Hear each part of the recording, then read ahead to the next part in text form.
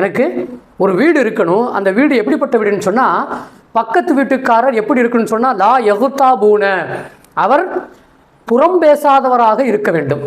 நான் குடியிருக்க போகிற அந்த வீடு, அதுக்கு பக்கத்தில் இருக்கக்கூடிய முன்னாள் பின்னால் அருகாமையில் இருக்கக்கூடிய அந்த பக்கத்து வீட்டுக்காரங்க யாரும் புறம் பேசாதவர்களாக இருக்க வேண்டும் அப்படின்னு சொல்லி என்ன செய்கிறாருன்னா சொல்லிட்டு அடுத்து சொல்கிறாரு, வலா யஹசுதூன, இன்னும் அவர்கள் பொறாமை கொள்ளாதவர்களாகவும் இருக்க வேண்டும். அவங்க அக்கப்பக்கம் இருக்கிற அந்த பக்கத்து வீட்டுக்காரர்கள் யார் மீதும் பொறாமை கொள்ளாதவர்களாக இருக்க வேண்டும். அப்படி ஒரு வீடு ஒன்று எனக்கு வேண்டும்.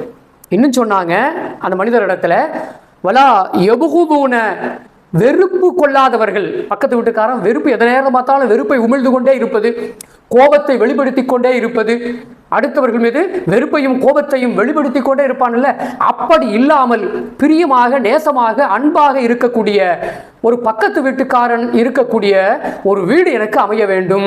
எங்க இருக்குது கொஞ்சம் கேட்டு கொஞ்சம் விசாரிச்சு சொல்லுங்க அப்படின்னு சொல்லி அந்த மனிதரிடத்துல இமாம் அவுசாஇ ரஹ்மத்துல்லாஹி என்ன செய்றாங்கன்னு சொன்னா கேட்குறாங்க. அப்போ அந்த மனிதர் என்ன செஞ்சாருன்னு சொன்னால், வாங்க ஒரு வீடு இருக்குது, அப்படிப்பட்ட நீங்கள் கேட்குற புறம் பேசாத, பொறாமை கொள்ளாத, வெறுப்பு கொள்ளாத, கோபம் கொள்ளாத அண்டை வீட்டுக்காரர்கள் இப்படியெல்லாம் இருக்கக்கூடிய ஒரு வீடு ஒன்று இருக்குது, அந்த வீட்டை உங்களுக்கு காட்டுறேன் வாங்கன்னு சொல்லிட்டு என்ன செய்கிறாருன்னு சொன்னால், இமாம் அவுசாஇ ரஹ்மத்துல்லாஹுடைய கரத்தை பிடித்து கொண்டு அழைத்து கொண்டே போகிறார். போனாங்க. எங்கே போனாருன்னு சொன்னால், அடக்கஸ்தலம் கபர்ஸ்தானுக்கு போகிறார். அங்கே போய் நீங்கள் கேட்ட வீடு இங்கே தான் இருக்குதுன்னு சொல்கிறார். நீங்கள் கேட்ட வீடு இந்த கபர்ஸ்தானில் தான் இருக்கிறது அப்படின்னு சொல்லி சொல்கிறார். இமாம் அவுசாஇ ரஹ்மத்துல்லாஹி அவங்களுக்கு ஆச்சரியம், என்னங்க நான் குடியிருக்க வீடு கேட்டால் கொண்டாந்து கபர்ஸ்தானை காட்டுறீங்களே அப்படின்னு சொல்லி.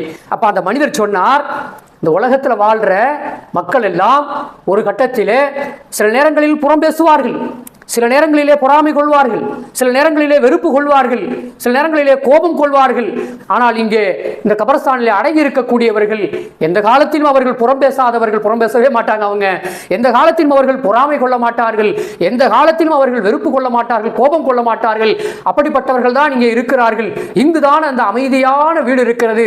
ஹுனா, இந்த இடத்துல வீடு இருக்கிறது, இங்கே வந்து தங்கிக்கலாம், நீங்க இங்கே வரும்போது நீங்க அமைதியா இருக்கலாம் அப்படின்னு செய்றாருன்னு சொன்னா, கபர்ஸ்தானை கபரை காட்டுகிறார் அப்படிங்கிறத பார்க்கும். இந்த உலகம் இருக்கு பார்த்தீங்களா, சதா காலமும் புறமும் பொறாமையும் வெறுப்புகளும் ஃபசாதுகளும் குழப்பங்களும் அப்படி நிறைந்திருக்கக்கூடிய இந்த உலகத்தில் நாம் வாழுகிற நாம் அந்த கபருடைய அந்த சிந்தனையை நாம் கொண்டு வந்து விடுவோம் என்று சொன்னால் நம்முடைய வாழ்க்கையில் நிறைய மாற்றங்களை கொண்டு வரலாம்.